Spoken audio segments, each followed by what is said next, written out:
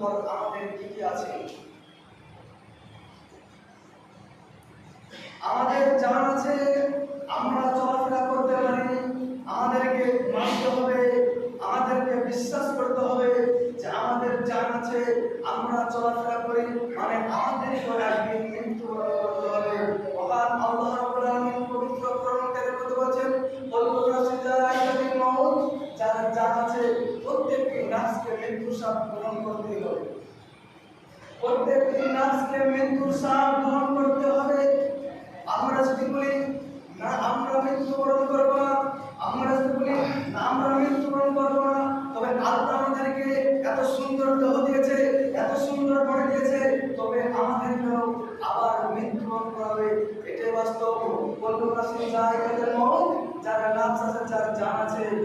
একে বিশ্বাস করতে হবে যে আমাদের মৃত্যু স্বাদ গ্রহণ করতে হবে। আপনি পৃথিবীর যে প্রান্তে,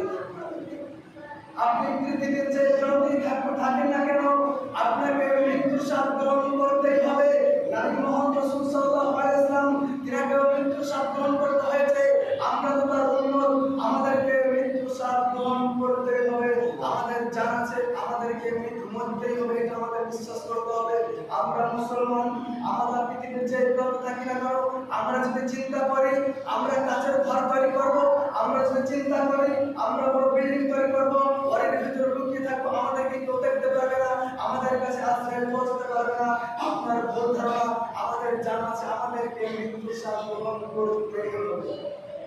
তবে আপনারা তো চিন্তা করবেন যে আমাদেরকে এত সুন্দর বডি দিয়েছে, আমরা সুন্দর সুন্দর চলাফেরা করছি, আল্লাহ রাব্বুল আলামিনের ইবাদত করি চাই না করি, আমরা সুন্দরভাবে চলাফেরা করছি, আমরা মানুষের সাথে ভালো ব্যবহার করি না, তবে আমাদের কেন আল্লাহ রাব্বুল আলামিন আল্লাহ রাব্বুল আলামিন বলেন, এই পৃথিবীর মানুষ তোমরা শোনো, তোমাদেরকে পৃথিবীতে পাঠানো হয়েছে, তোমাদেরকে পৃথিবীতে পাঠানো হয়েছে পরীক্ষা নিরীক্ষা করার জন্য, তোমাদেরকে পৃথিবীতে পাঠানো হয়েছে আমার ইবাদত করার জন্য, তোমাদেরকে পৃথিবীতে পাঠানো হয়েছে আমার ইবাদত করার জন্য। আমার খলাকুল জিন্না ওয়াল ইনসা ইল্লা লিয়াবুদুন, আমি পৃথিবীতে মানুষ এবং জিনকে সৃষ্টি করেছি একমাত্র আমার ইবাদত করার জন্য। এই পৃথিবীর মানুষ তোমরা শোনো, তোমাদেরকে পৃথিবীতে পাঠানো হয়েছে একমাত্র আল্লাহর ইবাদত করার জন্য। ওই আল্লাহ তোমাদেরকে পৃথিবীর বুকে পাঠিয়েছে পরীক্ষা নিরীক্ষা করার জন্য, তোমাদেরকে পৃথিবীতে মানুষের সাথে খারাপ ব্যবহার করার জন্য পাঠায়নি, তোমাদেরকে পৃথিবীর বুকে ফুলবাড়ি মাস্টার করতে পাঠায়নি, তোমাদেরকে আমাদেরকে পৃথিবীতে পাঠানো হয়েছে একমাত্র আল্লাহর ইবাদত করার জন্য। এবং আমাদের মৃত্যুবরণ করার কারণ, আমাদের মৃত্যুবরণ করার কারণ আমাদেরকে যে আমরা পৃথিবীতে চলাফেরা করছি, আমরা পৃথিবীতে চলাফেরা করছি, যে আমাদের ধারণা যে আমরা পৃথিবীর বুকে চলাফেরা করছি, তবে আল্লাহ আমাদের মৃত্যুবরণ করার কারণ যে আল্লাহ আমাদেরকে পরীক্ষা নিরীক্ষা করার জন্য পাঠিয়েছে, আমাদেরকে পরীক্ষা করার জন্য পাঠিয়েছে। আমরা করতে পারে রে ভাই, আলিয়া যাচ্ছে আমাদের পরীক্ষার প্রশ্ন সেদিন নিবে যেদিন আমাদের শেষ নিঃশ্বাস ত্যাগ করে আমাদেরকে অন্ধকার কবরে চলে আসবে। আমাদের যেদিন মৃত্যুবরণ করবো, আমরা যেদিন মৃত্যুবরণ করবো, ওই মৃত্যুর পর আমাদেরকে যখন অন্ধকার কবরে চলে আসবে, অন্ধকার কবরে যখন চলে আসবে, ওই সেদিন আমাদের পরীক্ষার প্রশ্ন উত্তর নেওয়া হবে। আল্লাহ রাব্বুল আলামিন আমাদেরকে পরীক্ষার প্রশ্ন পাস করে দিয়েছে, আল্লাহ রাব্বুল আলামিন আমাদেরকে পরীক্ষার প্রশ্ন পাস করে দিয়েছে। আমরা কি চিন্তা করি যে আমাদেরকে আল্লাহ রাব্বুল আলামিন যে প্রশ্ন করবে ওই প্রশ্নটা বলে দিয়েছে, আর যে প্রশ্ন উত্তর সেটা বলে দিয়েছে, তবে আমরা কি প্রশ্ন উত্তর দিতে পারবো? আমরা কি প্রশ্ন উত্তর দিতে পারবো? আমাদের চিন্তা করা দরকার। কিন্তু আমরা হতভাগা মুসলমান, আমরা হতভাগা মানুষ, আমরা চিন্তা করি না, আমরা চিন্তা করি না। আমাদেরকে চিন্তা করতে হবে যে এটা ঠিক, আল্লাহ রাব্বুল আলামিন যে প্রশ্ন করবে ওই প্রশ্ন পৃথিবীর সমস্ত মানুষকে বলে দিয়েছে, যে প্রশ্ন যেটা উত্তর হবে এই উত্তর পৃথিবীর মানুষকে বলে দিয়েছে। তবে কি আমরা পারবো ওই পরীক্ষার প্রশ্ন উত্তর দিতে? চলুন দেখা যাক ওই অন্ধকার কবরে কারা পরীক্ষার প্রশ্ন উত্তর দিতে পারে। আমাদের শেষ নিঃশ্বাস ত্যাগ করার পর যখন আমাদেরকে অন্ধকার কবরে চলে আসবে, আমাদেরকে যখন অন্ধকার কবরে চলে আসার পর সমস্ত লোক যখন ওই কবরস্থান থেকে চলে আসবে, তখন দুইজন ফেরেশতা আসবে, আর দুইজন ফেরেশতা এসে জিজ্ঞাসা করবে মান রব্বুকা, ওই ব্যক্তি যদি পৃথিবীর বুকে আল্লাহ হয়ে থাকে, পৃথিবীর বুকে ইমানদার হয়ে থাকে, পৃথিবীর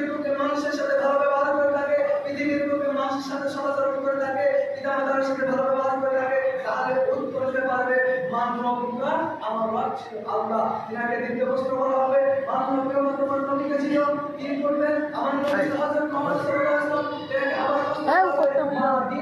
তোমার দিন ছিল যে বক্তব্য আমার দিন ছিল ইসলাম এই তিনখানা অন্ধকার প্রশ্ন করা হবে এই তিনখানা প্রশ্ন অন্ধকার কবরে করা হবে যে ব্যক্তি এই পৃথিবীর বুকে ভালো কাজ করে আছে যে ব্যক্তি এই পৃথিবীর বুকে আল্লাহর ইবাদত করেছে আল্লাহ যাকে আমাদের যে উদ্দেশ্যে পাঠিয়েছে আমরা আল্লাহ সেই উদ্দেশ্যকে আমরা আপন করতে পারি তাহলে আমরা ওই অন্ধকার কবরে প্রশ্ন উত্তর দিতে পারবো আর অন্ধকার কবরে যদি প্রশ্ন উত্তর দেবো তখন কবর থেকে একটি আওয়াজ আসবে যে এই বান্দা সঠিক উত্তর দিয়েছে এই ব্যক্তি সঠিক উত্তর দিয়েছে কবরের কথা শুনে জান্নাতের দরজা ইনার কবরে জান্নাতের বিছানা বিছিয়ে দাও ইনার কবরের সাথে জান্নাতের দরজা সেট করে দাও কবরের সাথে জান্নাতের দরজা সেট করে দেওয়া হবে আর যে ব্যক্তি জিজ্ঞাসা করা হবে মান রব্বুকে ওই ব্যক্তি বলবে হারামি আমি কিছুই চাই না ওই ব্যক্তি বলবে হারামি আমি কিছু চাই না আফসোস আল্লাহ রাব্বুল আলামিন যে প্রশ্ন করবে ওই প্রশ্ন আমাদেরকে ফাঁস করে দিয়েছে আল্লাহ রাব্বুল আলামিন যে প্রশ্ন করবে ওই প্রশ্ন আমাদেরকে ফাঁস করে দিয়েছে যে উত্তর আমরা যে উত্তরটা দিতে হবে ওই উত্তর আমাদেরকে বুঝে দিয়েছে তো আমরা অতটা খুশি হয়নি যতটা খুশি হই আমরা যে পৃথিবীর বুকে স্কুল কলেজে পরীক্ষার প্রশ্ন পাস করে যতটা খুশি হই আমাদের যে সব পরীক্ষা ওই পরীক্ষার প্রশ্ন কারণ আমরা সঠিকভাবে আল্লাহর ইবাদত করি আমরা খুশি হতে পারি কারণ আমরা সঠিকভাবে আল্লাহর ইবাদত করতে পারি না আমাদেরকে আল্লাহর ইবাদত করতে হয় আমরা যদি আল্লাহর ইবাদত না করি তাহলে আমরা অন্ধকার কবরে প্রশ্ন করতে পারবো অন্ধকার কবরে প্রশ্ন করতে পারবো না ওই ব্যক্তিকে জিজ্ঞাসা করা হবে মান রব্বুকা তোমার রবকে ওই ব্যক্তি বলবে হারামি আমি কিছুই চাই না আর প্রশ্ন করতে পারবে না ওই ব্যক্তি প্রশ্ন করতে পারবে না তাকে দ্বিতীয় প্রশ্ন করা হবে মা দিনকা তোমার দিন ছিল ওই ব্যক্তি উত্তর দিতে পারবে না একই কথাই বলবে সারা রাত্রি তাকে দ্বিতীয় প্রশ্ন করা হবে মা রব্বুকা তোমার রব কি ছিল আমি কিছুই কারণ ওই কিছুই জানে না কারণ পৃথিবীর বুকে ভালো কাজ করে যায়নি পৃথিবীর বুকে আল্লাহ রাব্বুল আলামিন যে উদ্দেশ্যে আমাদেরকে পাঠিয়েছে ওই উদ্দেশ্য আমরা পূরণ করতে পারিনি কারণ আমরা প্রশ্ন করতে পারবো আমরা প্রশ্ন করতে পারবো না কারণ আপনি হয়তো ভাবছেন আল্লাহ তো প্রশ্ন করে দিয়ে দিয়েছে আমাদেরকে মুখস্থ করে তারা হয়তো বুঝতে পারবো আপনি হয়তো ভাবছেন আমাদেরকে তো আল্লাহ প্রশ্ন করবে সেটাও বলে দিয়েছে যে প্রশ্নের উত্তর হবে সেটাও বলে দিয়েছে তাহলে কি আমরা পারবো ওই পরীক্ষার প্রশ্নের উত্তর দিতে আপনারা এই চিন্তা করছেন যে আমরা তো জানি আমাদের বলতে আমরা তো জানি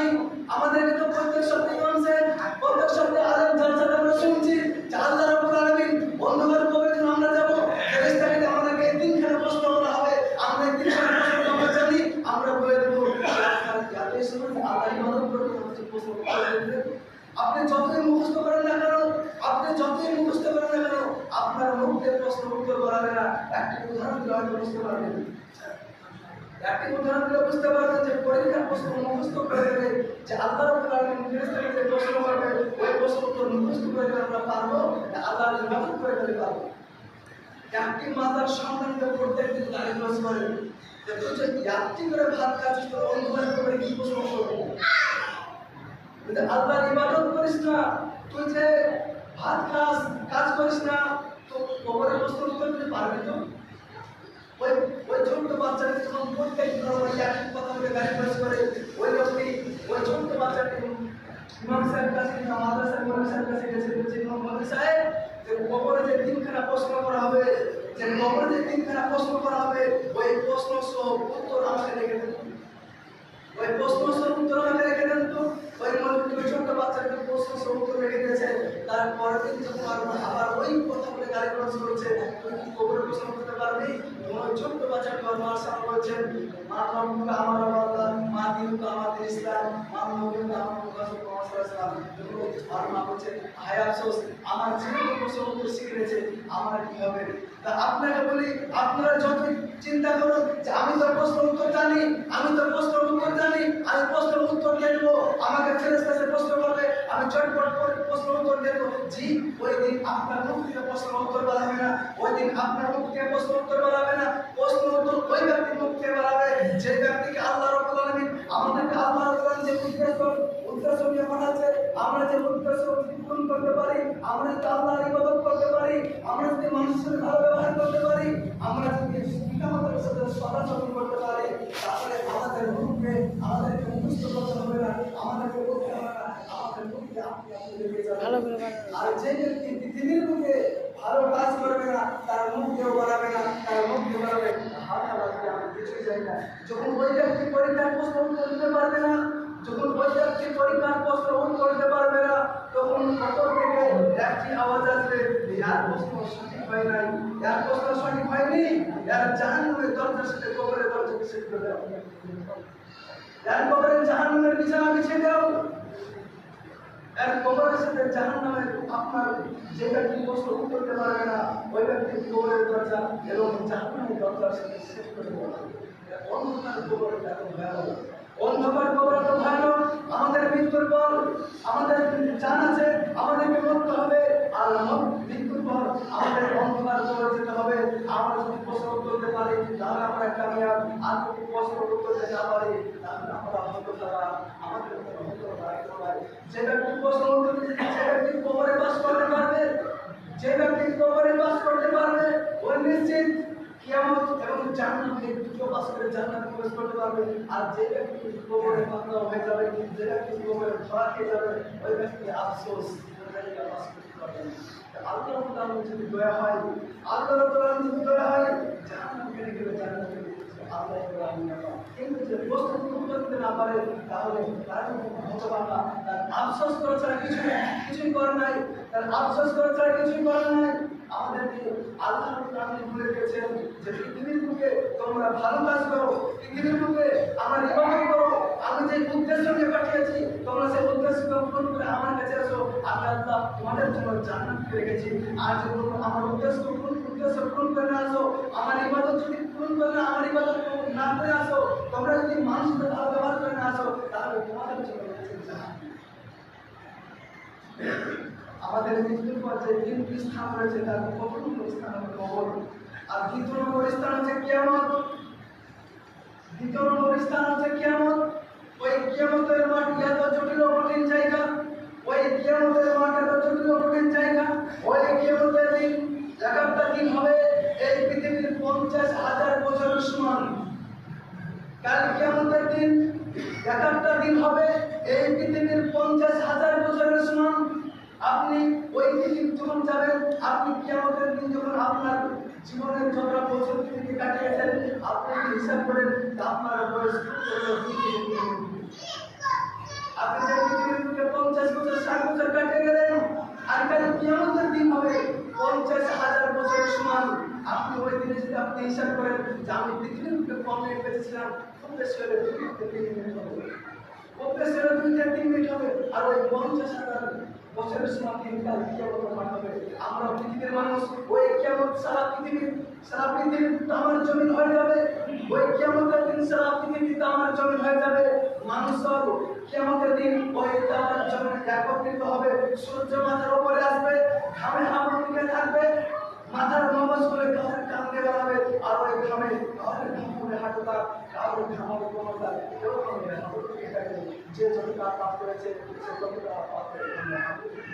ওই কিয়ামতের মাঠে তো জটিল কঠিন জায়গা। গর্ভধারিণী মাতার গর্ভপাত করে বুঝতে পারবে না, দুগ্ধপানকারী মাতার সঙ্গে দুগ্ধ পান করে বলে বুঝতে পারবে না। ওই কিয়ামতের মাঠে তো জটিল কঠিন জায়গা। আমরা হয়তো মুসলমান, আমরা হয়তো মানুষ, আমাদের কিয়ামতের দিন আফসোস করা ছাড়া কিছু থাকবে না, আমাদের আফসোস করা ছাড়া কিছু থাকবে না, আমাদের নাচি নাচ করা ছাড়া কিছু থাকবে না। ওই কিয়ামতের মাঠে এত জটিল কঠিন জায়গা। আমরা কিয়ামতের মাঠে ওই কিয়ামতের দিন ওই যে